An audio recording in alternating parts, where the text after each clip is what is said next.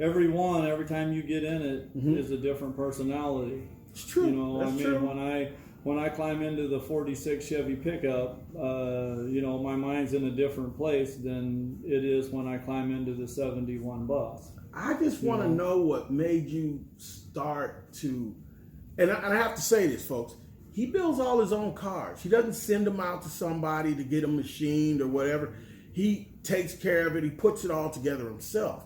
So, I mean, there's a lot of love and a lot of work in these cars. And I just want to know, what got you started with this? You know, I just, you know, my first car was a 67 Barracuda, and I pretty much had to work on it. Grew up on the west side of Phoenix, and I mean, I had to work on it to keep it running, and it just went from a have-to a hobby. I understand. You know, I understand. It's a little bit different when you can, you know, work on them for a couple of days and leave stuff taken apart than when you got to have it back together Monday morning to get to work. That's true. That's true. So it's kind of just went into a hobby. I enjoy it. Luckily, you know, that you know, I'm fortunate enough to have the money and the time to be able to do what I enjoy. And you know, I just enjoy cars. I mean, I go all the way from, like I say, from Volkswagens to the tuners to the, you know, full-on lowriders with the hydraulics, and I just have a love for cars. It doesn't matter. I appreciate the time that people put into them. That's what I like a lot too. I noticed because the one thing I don't like about the car scenes that I have actually experienced myself is that you've got people who are, if they're a classic car, they don't mess with the lowrider guys, and then they don't mess with the tuner guys. And I think that's a big loss, because at the end of the day, there is stuff to be learned from everybody's specific taste. And it's car life. I mean, there's just different generations, you know. I mean, growing up, it was the mini truck with me and the lowrider cars. And it's just, I love it all.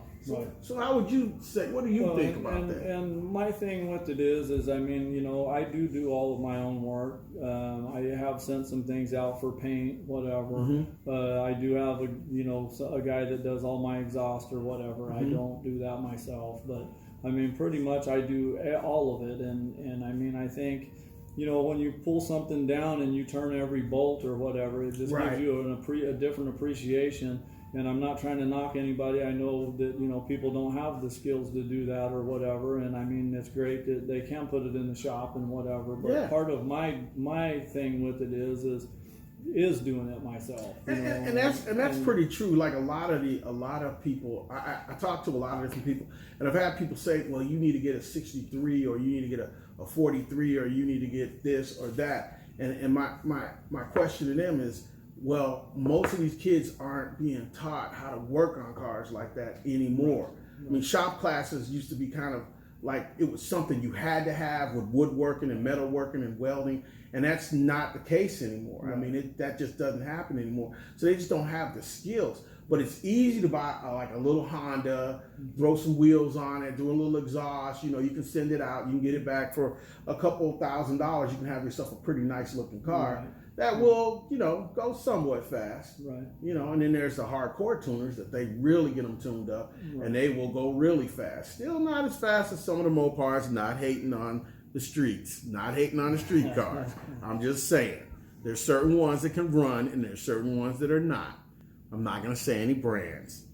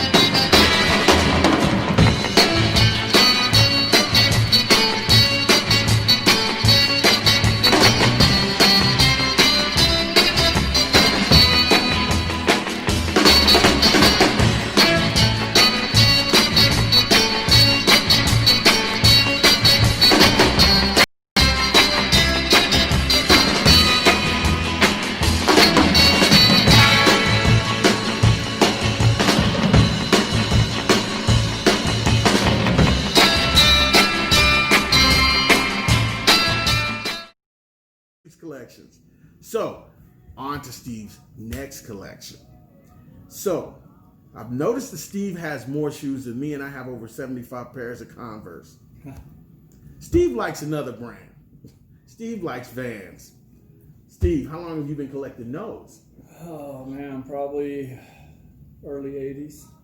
Okay. Probably early 80s. How many pairs do you think you have? I hate to say it, but the first black and white pair that I got, because I mean I was raised, a little under the way I live right now, and I have to say that I got a hold of a friend of mine's black and white checkers, and I never gave them back. And that was probably right around 1980, 82.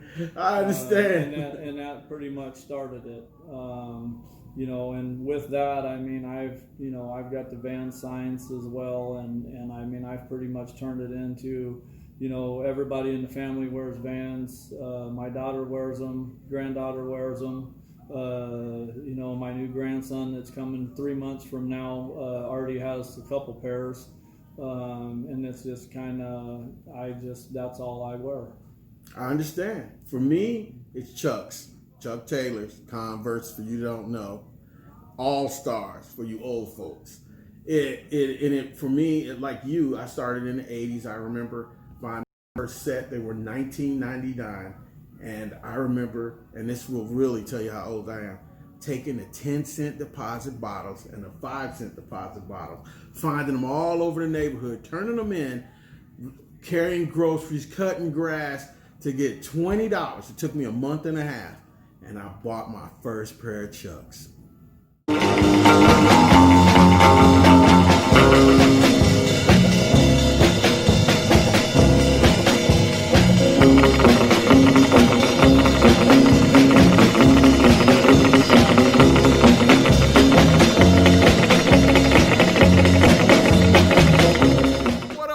From the street scene, baby, and as you can see, my man Steve, he had a wide variety of collectibles.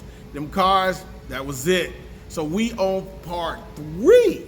We still got one more phase to go, which is gonna be pretty dope too. I mean, he got a few things that are really nice. And I wanna thank Steve again for inviting us out to his spot, letting us have the opportunity to walk through and look at all his collectibles. And once again, we in Tucson, baby. So never sleep on the city. Never sleep on Tucson. It's Street Scene, baby. We'll be back at you the next time. For now, peace!